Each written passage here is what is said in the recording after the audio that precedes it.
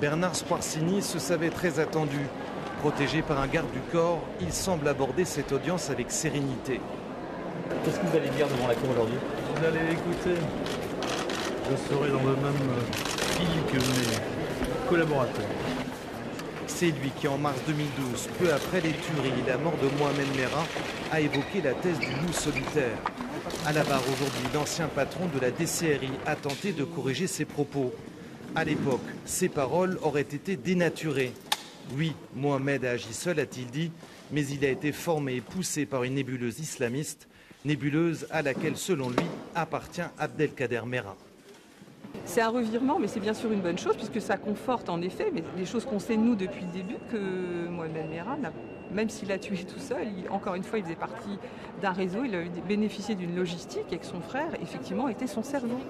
Tout au long de son audition, Bernard Squarcini a minimisé ses responsabilités, affirmant régulièrement qu'il n'était pas au courant. Une audience, somme toute assez courte, qui n'a pas convaincu Albert Chenouf.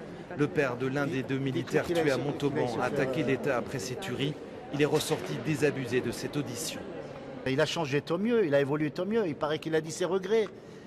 J'aurais voulu qu'il dise ses excuses. Oui, j'ai merdé.